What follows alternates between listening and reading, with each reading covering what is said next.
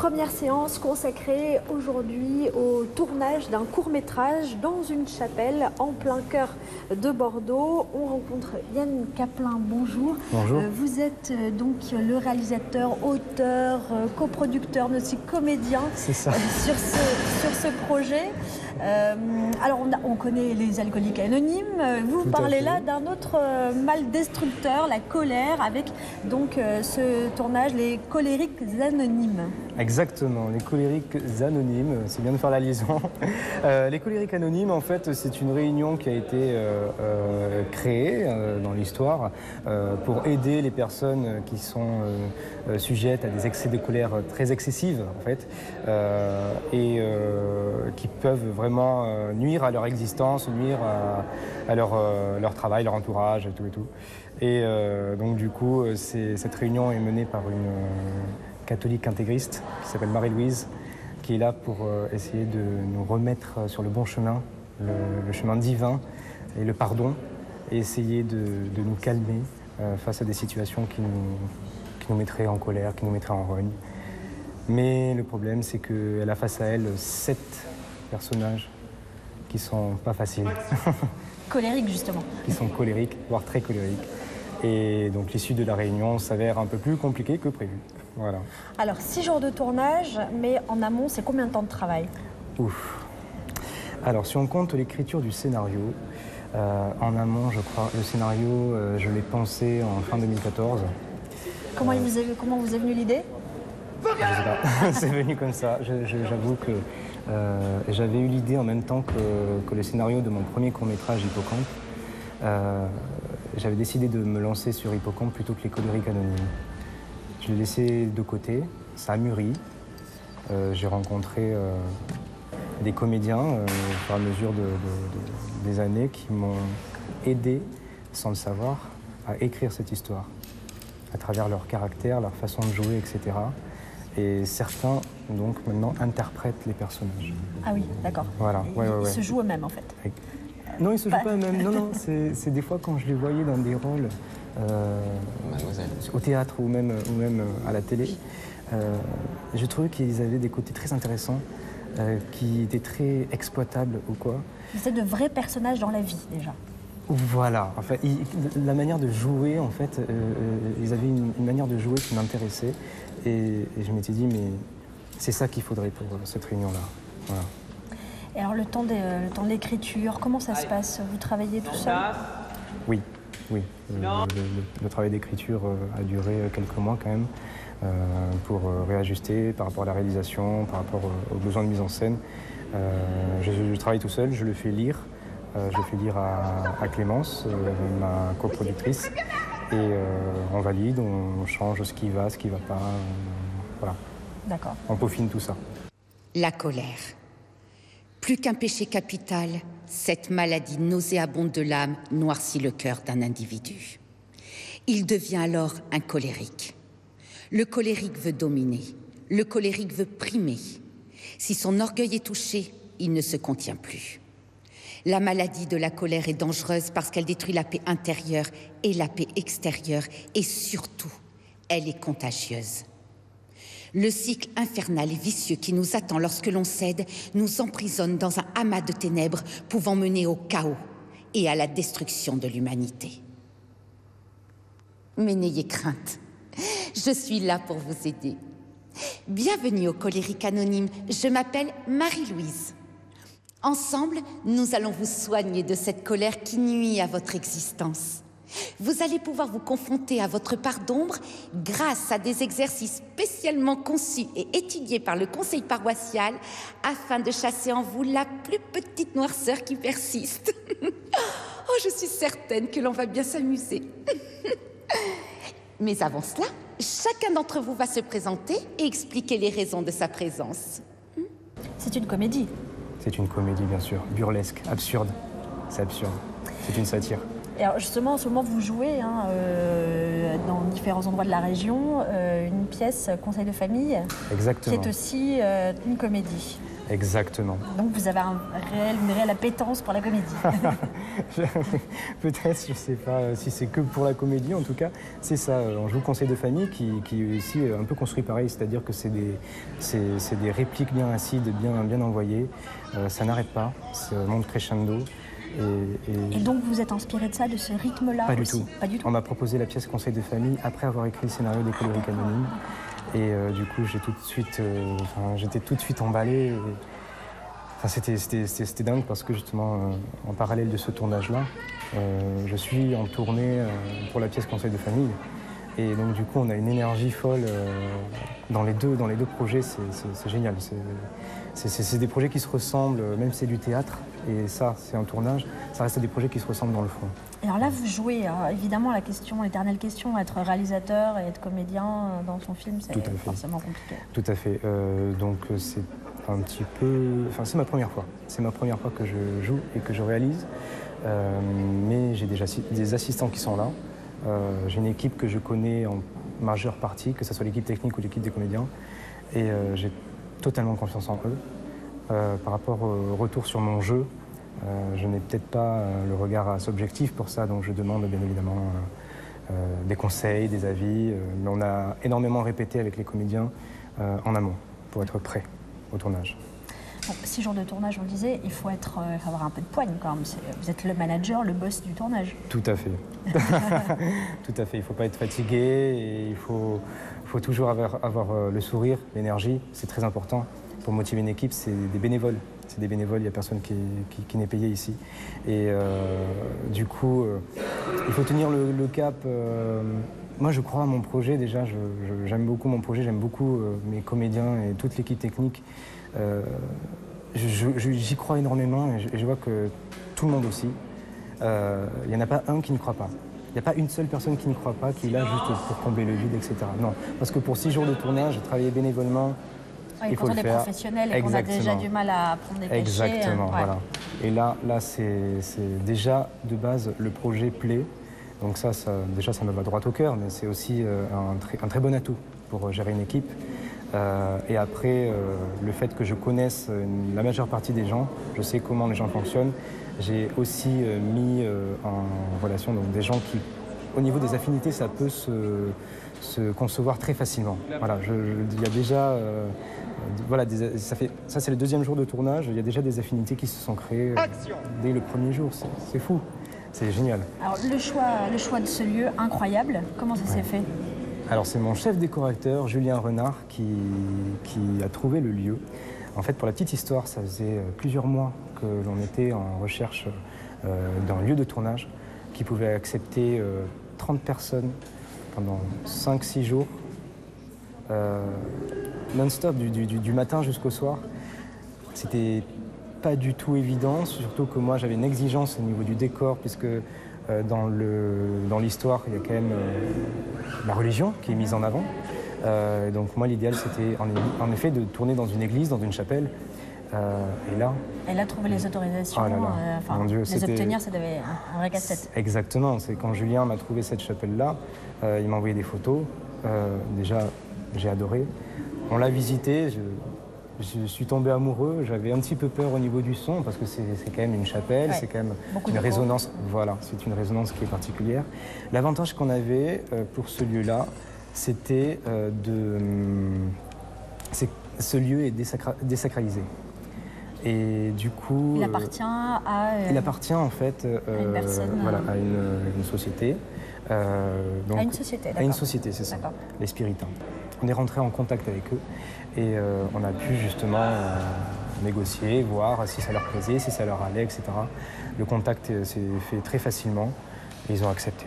Réalisateur depuis peu, hein, je n'ai pas eu encore la chance d'avoir une carrière assez longue. Mais en fait, la région Nouvelle-Aquitaine, donc maintenant, qui est Nouvelle-Aquitaine, elle est immense, elle est très grande. On a des paysages magnifiques, on a la plage, on a la montagne, on a des villes comme Bordeaux.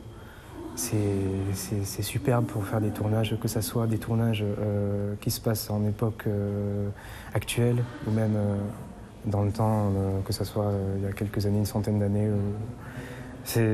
Franchement, je pense que la région Nouvelle-Aquitaine est une excellente région pour tourner. Et les aides qu'ils accordent au cinéma, c'est... J'ai vu ces derniers temps, en effet,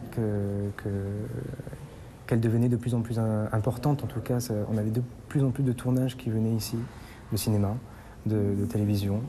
Et c'est génial.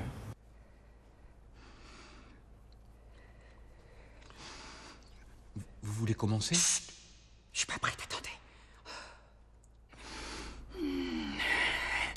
C'est bon, je suis prête, je vous écoute.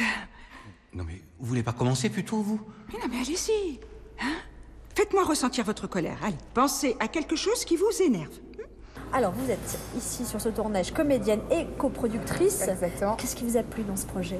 Alors déjà, c'est la relation amicale avec Yann. On est amis depuis très longtemps.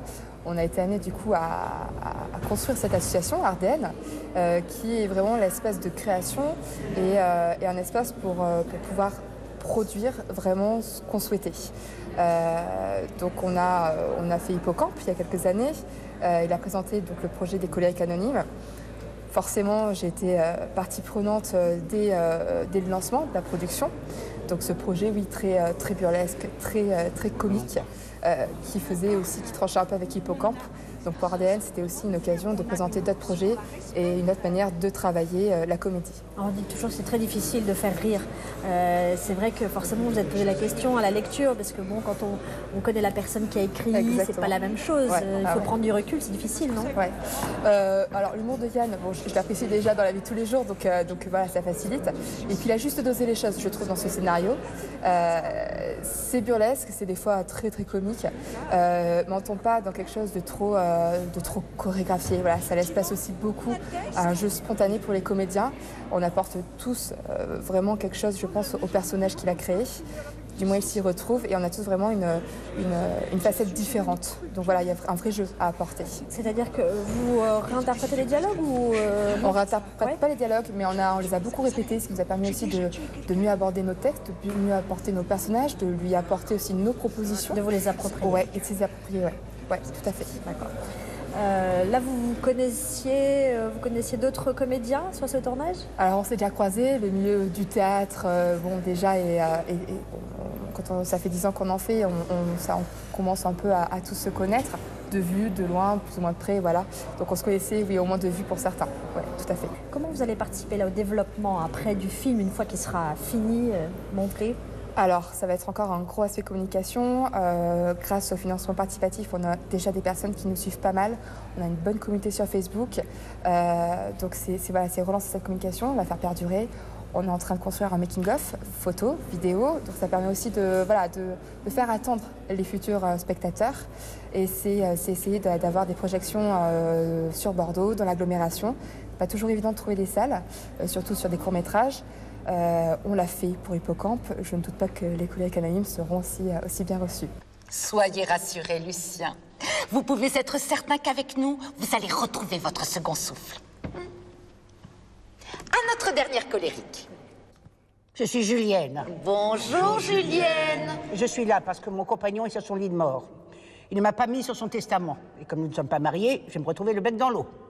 Sa seule condition pour que je sois héritière est que je doive participer à cette fichue réunion. Apparemment, j'en ai besoin. Je suis vénale, nerveuse et j'en passe. Je t'en foutrais, moi. Qui est-ce qui s'est occupé de lui pendant tout ce temps? Et vous vous connaissez depuis? 3 ans, c'est déjà trop. Mais assez pour s'attacher. C'est bien, Julienne. Cela vous permettra de profiter de ces derniers jours à ses côtés en étant plus sereine. Sereine? Impatiente, oui.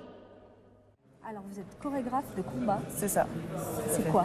C'est quoi? C'est mettre en scène des combats. Donc tout simplement, c'est un peu le métier de cascadeur. Donc on a plusieurs types. Donc on a les cascadeurs, les régleurs de cascade. Et moi, du coup, je vais être chorégraphe de combat. Pourquoi ce nom-là? Parce que je rattache ça en fait au théâtre. C'est le milieu d'où je viens initialement. Et je trouve que mettre en scène des combats en fonction d'une histoire, d'un lieu et des personnages, je trouve que moi, c'est ce qui me plaît. Donc voilà. Bah, dites-moi en plus, comment ça fonctionne? C'est-à-dire, il y a une scène et par rapport à la scène... C'est-à-dire, comment j'ai travaillé pour les colériques anonymes, j'ai rencontré Yann qui m'a dit il y a 2-3 scènes de bagarre, je veux qu'on apprenne à placer des coups. Du coup, on s'est rencontrés et il m'a dit... On va faire des faux coups de poing. Des vrais faux coups de poing, des acrobaties, on se prend des murs, on s'explose la tête, on se prend des coups de poing.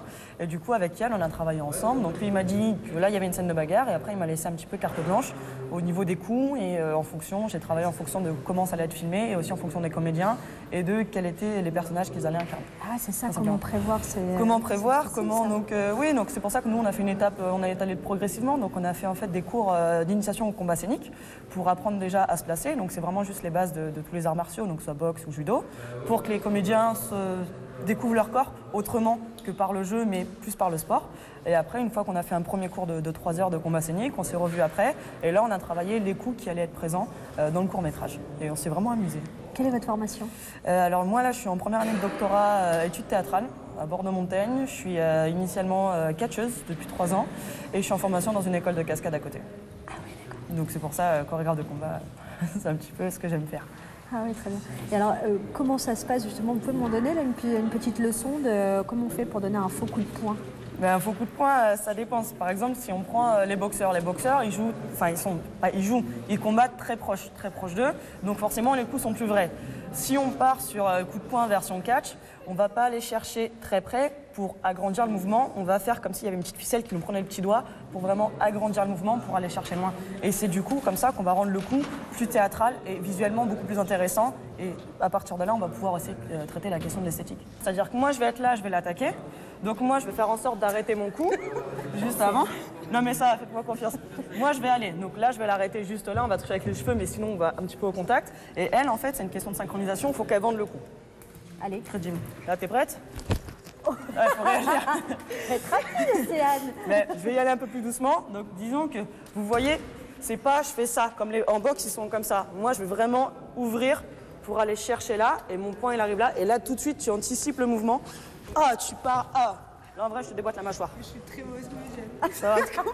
Mais je peux le faire sans vous, sinon, si vous êtes plus... Allez. Vous êtes chaude? Ouais. Donc j'attaque comme ça, là. Là, vous l'avez esquivé, vous l'avez pas pris. Parce que là, vous avez fait ça. Faut le prendre en mode comme si vous preniez le coup de poing sur votre mâchoire. Ah, ça part. C'est parce qu'en fait, j'ai peur de le prendre pour de vrai, c'est pour ça. Non, c'est moi, je contrôle. Moi, si vous voulez, là, j'ai pris ma distance. Donc c'est pour ça, le premier, je vais arriver vraiment comme ça. Ok. Je vais aller, l'anticipez pas, je vais vraiment m'arrêter là et après, c'est vous qui allez. 3, 2, 1. Voilà. C'est ça au ralenti.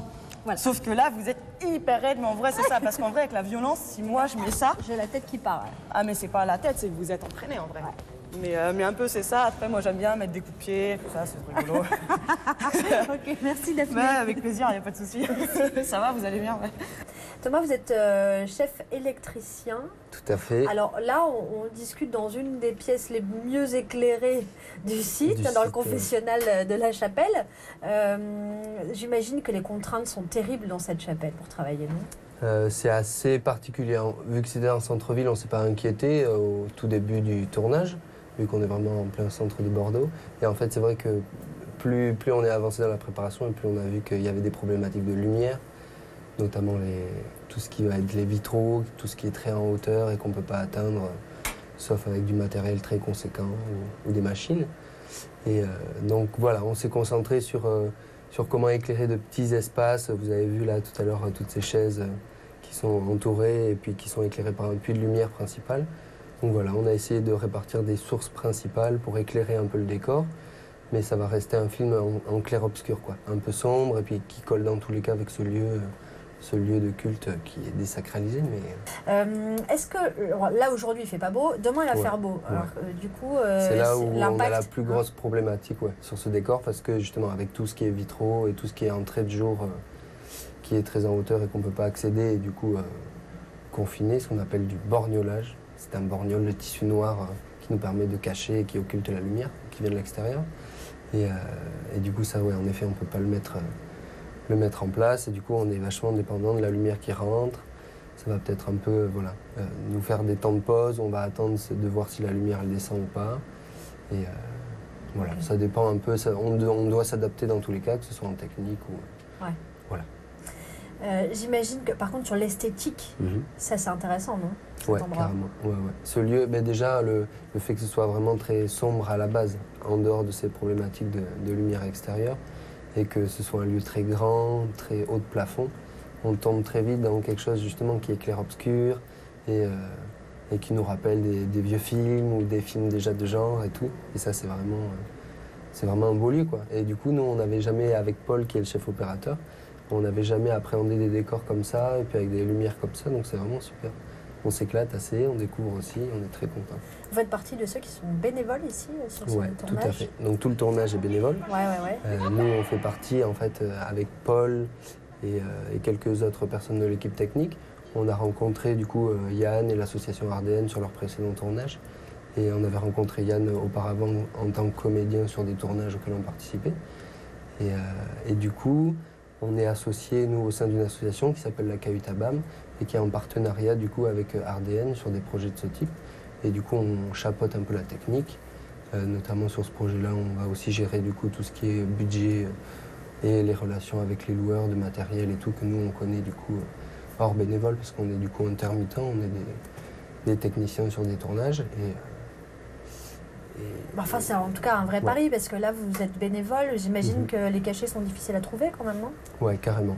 Ouais, mais du coup, on se permet le bénévolat parce qu'on est en association et que ça nous permet aussi de vous faire connaître, de nous faire connaître, de tisser un réseau et puis aussi de pouvoir faire d'autres postes. Moi, à titre personnel, par exemple, je suis décorateur et du coup, je peux me permettre de continuer à faire de l'électricité aussi dans un cadre bénévole avec mes amis ou entendre du coup des professions qu'on ne fait pas forcément dans notre milieu de travail, pas forcément de profession qu'on aimerait faire, mais voilà.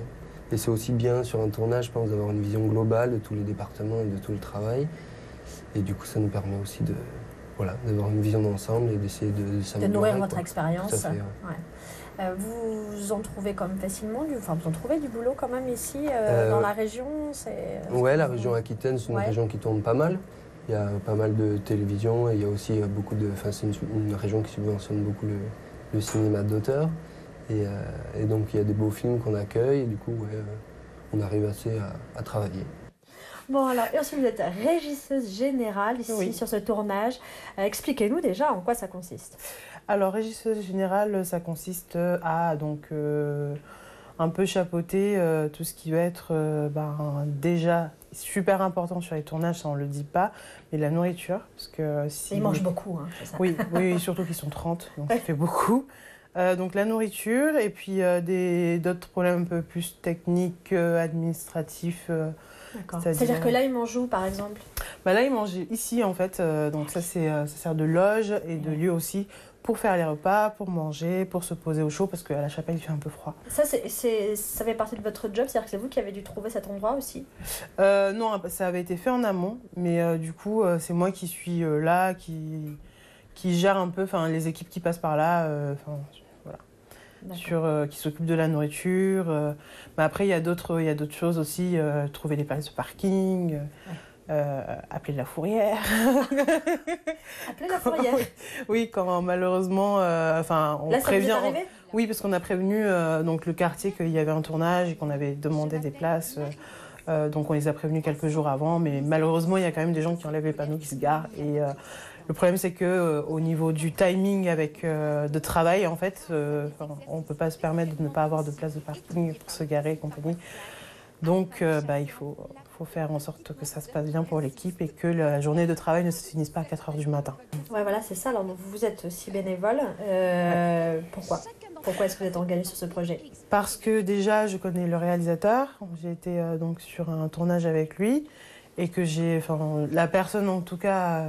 m'intéressait beaucoup et je crois que c'était réciproque parce qu'il m'a contacté pour intégrer le tournage et parce que j'adore les tournages, j'adore vraiment l'ambiance de tournage, cette effervescence, tout ce qu'il y a autour. Et en même temps, c'est prendre soin de tout ce monde aussi, hein? Oui. C'est un peu... on se dit que sans nous, ils y arriveraient peut-être pas, donc c'est un peu égoïste aussi.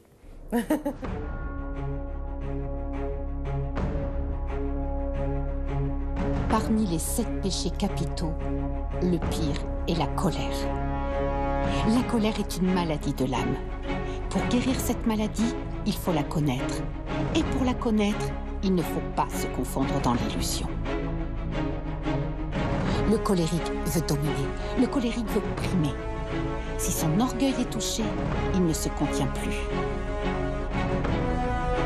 La maladie de la colère est dangereuse parce qu'elle détruit la paix intérieure et la paix extérieure. Et surtout, elle est contagieuse.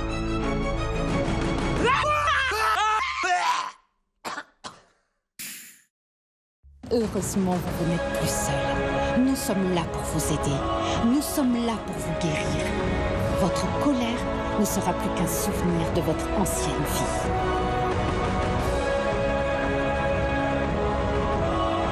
Soyez prêts, on s'occupe de vous.